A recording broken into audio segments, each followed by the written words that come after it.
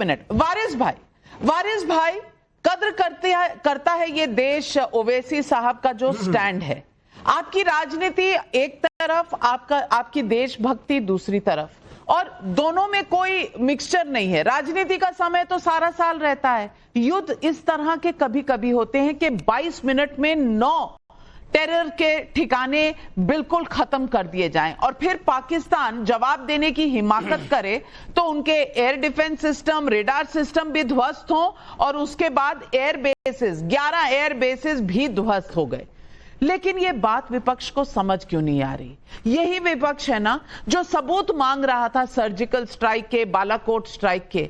आज प्रधानमंत्री ने जब कह दिया कि हम तो कैमरा लेकर गए थे क्योंकि सबूत गैंग तो सबूत मांगता है, तो इनको मिर्ची लग गई। अब प्रेम चोपड़ा बुलाने लग गए, अब परेश रावल बुलाने लग गए। क्या इस तरह की ओछी राजनीति इस वक्त सही है?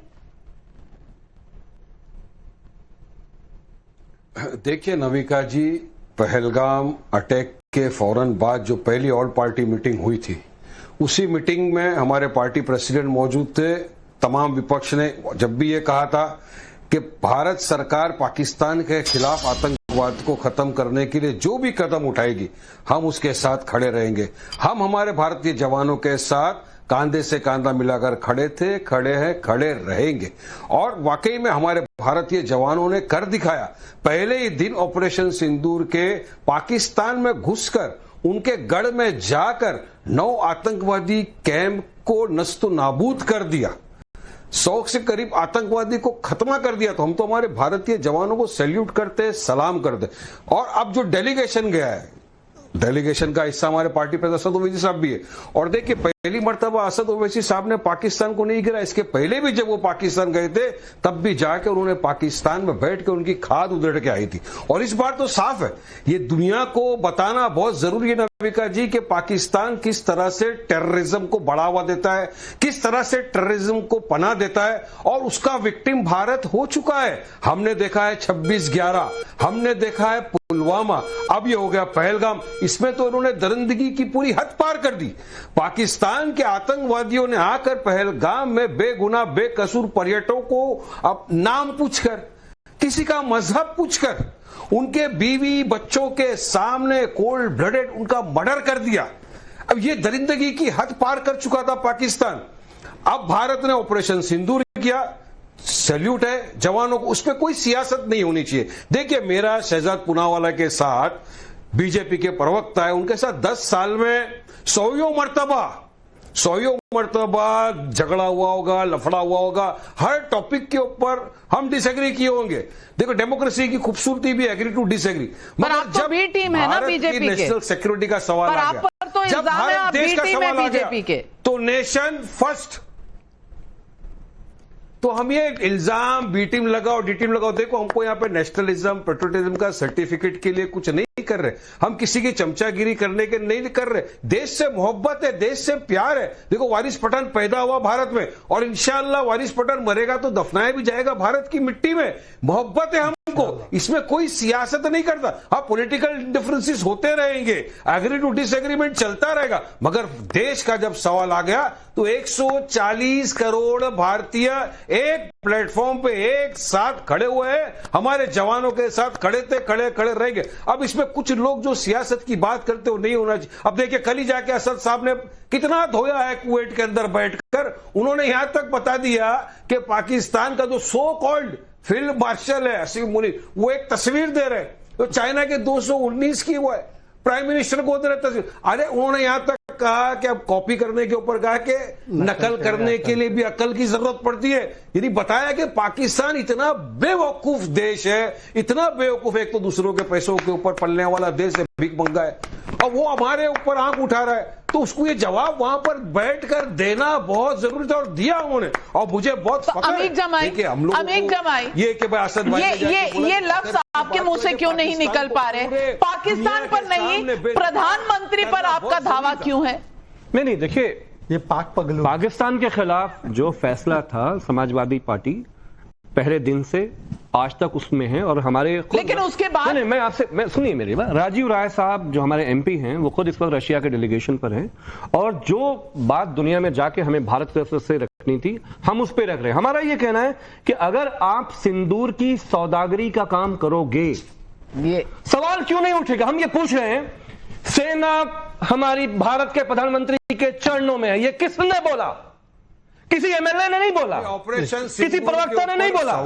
हमें दुख होता है कि हमारी सेना के बारे में, की सौदागरी, हमारी सेना के बारे में सिंदूर की सौदागरी हो रही है। हमारी सेना के बारे में वारिस पठान साहब, क्या ये शब्द ही ऑब्जेक्शनेबल नहीं है? जगदीश देवड़ा जो डिप्टी चीफ मिनिस्टर है वो कहता है भारत की सेना प्रधानमंत्री के चरणों में है। बोलूंगा नविका जी, हमारा भारतीय जवान जो पाकिस्तान में घुस के पाकिस्तान के धजिया बिखा दिया, उघेड़ दिया, वो बीजेपी के लिए या एमआईएम के लिए या कांग्रेस के नहीं लड़ रहा था, वो भारत के लिए लड़ रहा था। इसलिए उसके ऊपर सवाल उठाना, ऑपरेशन सिंदूर पे सवाल इस तरह का उठाना, शक करना हमारे भारतीय जवान का इंसल्ट, ऐसा मैं समझता हूं। मेरी नजर में ये, क्योंकि भारतीय जवान जिस दिन उसने यूनिफॉर्म पहन लिया वो किसी पॉलिटिकल पार्टी वारिस भाई आप तो जात ढूंढ रहे थे, आप तो पीडीए ढूंढ रहे थे, उसमें रामगोपाल यादव जी ने क्या कहा? शहजाद पुनावाला याद करा दीजिए आज अपनी जमाई को। देखिए, मुझे लगता है कि मुझे इंटरवीन करना मैं आपको बात दूंगा,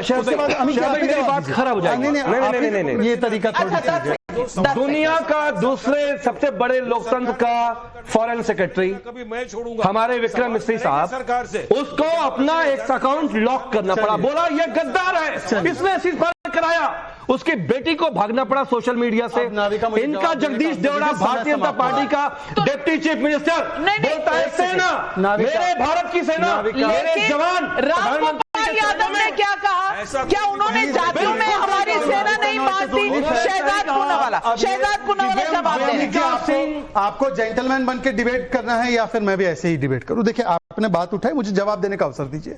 अब मैं बोलता हूं कि इन्होंने जगदीश देवड़ा का नाम लिया, हालांकि हटाया उसको। सुनिए ना भाई प्लीज, मैंने हटाया उसको। देखिए, अगर ऐसे डिबेट करना है फिर मैं भी आपके बीच में बोलता, फिर डिबेट नहीं होती, फिर ड्रोन होता और फिर मैं देवड़ा को कंडेम करता हूं। आप रामगोपाल यादव को करो, आप खड़गे जी ने छुटपुट बोला उसको कंडेम करो, आज संजय राउत ने बोला ऑपरेशन सिंदूर फेलियर है, कंडेम करो। नहीं करेंगे। दूसरी बात, ये विजय वड़त्तीवार, अब मैं बड़वे जी पे आना चाहता हूं। बड़वे जी को पता होना चाहिए कि विजय वड़त्तीवार महाराष्ट्र से हमारे, उन्होंने बोला 15,000 का ड्रोन आया था तो हमने 15 लाख का मिसाइल भेजा। भाई, उन्होंने बैलिस्टिक मिसाइल गोल्डन टेम्पल पर भेजा। क्या देश की सेना अब ये कैलकुलेटर लेकर बैठेगी? और ये आप क्या कभी कोविड के एक्सपर्ट, कभी वैक्सीन एक्सपर्ट, कभी मिसाइल एक्सपर्ट, कभी ड्रोन एक्सपर्ट बन जाते हैं? और आखिरी बात मैं पूछना चाहता हूं, ये देखो, ये जो परेश रावल है, उन्होंने एक मूवी की थी अंदाज अपना अपना, उसमें उनका कैरेक्टर था तेजा। तो तेजा में बोला असली तेजा कौन है, मार्क किसके गाल पे है, हुज गाल हैज मार्क। तो अब मैं भी पूछना चाहता हूं कि ये कांग्रेस कौन से गाल पे मार्क लेके घूम रही है? ये मनीष तिवारी बोलते हैं कि भाई मीडिएशन नहीं हुआ, बर्वे जी बोलते हैं कि मीडिएशन हुआ, कांग्रेस के गाल पे कौन सा मार्क है? फिर ये पीओके लेना है, ये बर्वे जी बोल रहे हैं, यहाँ पे इनके नेता सिद्धरमैया ये बोल रहे हैं युद्ध नहीं करना है। ये कौन से गाल पे मार्क है? ये असली तेजा कौन है कांग्रेस का? बिल्कुल। ये असली तेजा कौन? बर्वे जी, मैं आपसे पूछना चाहती हूं, क्या सही नहीं कहा था कि कांग्रेस के नेता जो कह रहे थे, बार बार ये सवाल उठा रहे थे कि अरे भाई, हमारे देश के विदेश मंत्री जो हैं वो मुखबिर हैं, वो गद्दार हैं। यहां पर गद्दारी का सर्टिफिकेट दिया जा रहा था। पाकिस्तान से लड़ना था कि अपने देश के अंदर लड़ना था? बर्वे जी, ये सवाल देश की जनता आपसे पूछ रही है। सुमित का दिल्ली से सवाल है, अगर मोदी जी पाकिस्तान के खिलाफ कुछ बोल रहे हैं तो कांग्रेस और विपक्षी पार्टियों को क्या तकलीफ हो रही है? कांग्रेस कभी भी देश विरोधी ताकतों के साथ खड़ा नहीं रहता है। हम देश के प्रधानमंत्री के साथ में, देश के सेना के साथ में पूरा विपक्ष खड़ा था, एक साथ खड़ा था।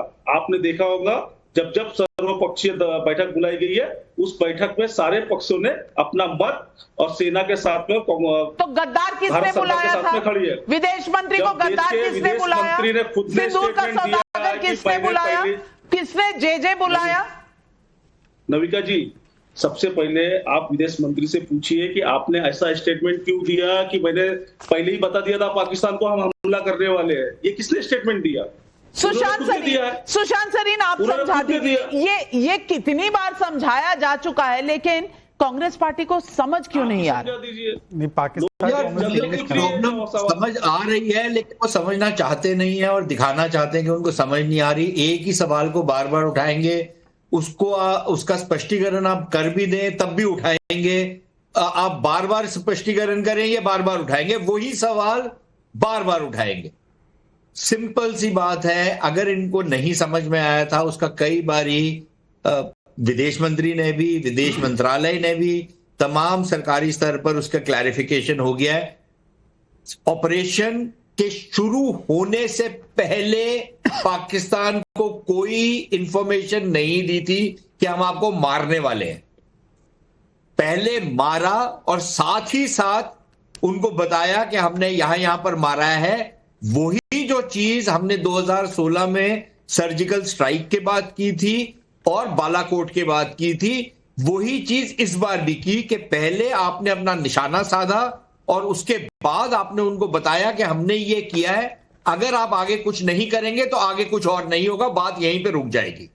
ये स्पष्टीकरण कई बारी हो गया है। अब जब विदेश मंत्री कहते हैं at the beginning of the strike, उसका यह मतलब नहीं है स्ट्राइक शुरू होने से पहले, उसका यह मतलब है जब स्ट्राइक शुरू हुई है उसके साथ ही साथ हमने ये बता दिया एट द बिगिनिंग। अब बार बार अब इनको क्या इसमें नहीं समझ, मुझे नहीं समझ आता है। वारिस भाई आपको इसमें कोई भी डाउट है कहीं पर? क्योंकि पूरा ऑपरेशन जो 6 और 7 की रात को हुआ था वो तो 22 मिनट का था, तो शुरू और अंत में फर्क कितना था? ये बात कांग्रेस के समझ में क्यों नहीं आ रही? ये बात बाकी विपक्षी पार्टियों के समझ में क्यों नहीं आ रही? आपको समझ आई? देखिए नविका जी, मैं तो ना कांग्रेस का प्रवक्ता हूं ना समाजवादी का प्रवक्ता हूं, मैं एमआईएम का प्रवक्ता हूं और अपनी पार्टी की बात रख रहा हूं। जो हिसाब से हमारे पार्टी प्रेसिडेंट ने विश्व में भी जाकर जो पाकिस्तान की धज्जियां उड़ाई और पाकिस्तान का पूरा जो झूठ का चेहरा दुनिया के सामने लाया है, वो काबिल तारीफ है। अब यहां पर देखिए पब्लिक का इनका सवाल क्या है, जो 140 करोड़ की जनता है वो बार बार ये जो सवाल कर दिया उसका सवाल मांग रही है कि भाई वो जो 4 आतंकी थे कहां चले गए जिन्होंने पहलगाम में आकर इतना ये कर दिया। लेकिन मैं कहूंगा कि ये वो वक्त नहीं है, ये सवाल जवाब नहीं। इस वक्त हमको हमारे देश की सेना के साथ खड़े रहना है, क्योंकि ऐसा भी कहा कि सीज फायर खत्म नहीं हुआ है और पाकिस्तान के ऊपर भरोसा नहीं कर सकते। पाकिस्तान धोखेबाज है, उनपे एक बार गलती करे वो है शैतान और जो बार बार गलती करे वो है पाकिस्तान। नविका जी, मैंने हमेशा ये बात कही है और आज विश्व को पता होना चाहिए कि जो ये पाकिस्तान को आईएमएफ की द्वारा फंडिंग मिली जा रही है, जो देश उनको समर्थन दे रहे, वो नहीं देना चाहिए। क्यों गलत है पाकिस्तान? ये फंडिंग से क्या करने वाला है? वो उस मिलिटेंट के ऊपर यूज करेगा जो आतंकवादी हम लोगों ने। बिल्कुल सही कह रहे हैं। शहजाद भाई, आपके पास आने से पहले जनता के कुछ और सवाल प्रेरणा सिंह बलिया से पूछ रही हैं। वाह, क्या दिन आ गए हैं। आज ओवैसी जी की पार्टी के प्रवक्ता कह रहे हैं कि मजहब पूछकर हिंदुओं को पहलगाम में मारा गया और कांग्रेस ऑपरेशन सिंदूर का नाम लेकर सरकार पर अल्पसंख्यकों पर हमला करने का आरोप लगा रही है। ये क्या दिन आ गए? मैं यही कोट करना चाह रहा था वारिस भाई, 10 सेकंड, मात्र 10 सेकंड। वारिस भाई, उनका मंसूबा था नविका जी कि वो हिंदुस्तान के अंदर हमारे हिंदू भाई और मुसलमानों के बीच में नफरत पैदा करे। वो ये मंसूबे से तो नाम और मजहब, लेकिन ये मंसूबा आप समझ गए थे, ये कांग्रेस की समझ में क्यों नहीं आ रहा? शहजाद, सवाल इस बात का है। देखिए, मैं वही बता रहा हूं कि उदित राज ने तो कहा कि ऑपरेशन सिंदूर सांप्रदायिक नाम है। बर्वे जी, चलिए मैं आपको 2-3 छोटी बातें पूछना चाहता हूं। ये जो बयान जयशंकर जी का आप मिसकोट कर रहे हैं, वैसा ही बयान डीजीएमओ ने 11 मई को दिया था। मतलब आप डीजीएमओ पे सवाल उठा रहे। Point number 1। Point number 2, Barve ji, एक छोटा सा क्विज कॉन्टेस्ट खेलते हैं। ये पीओके दिया किसने था पहले? और दूसरी बात बता दीजिए कि ये पीओके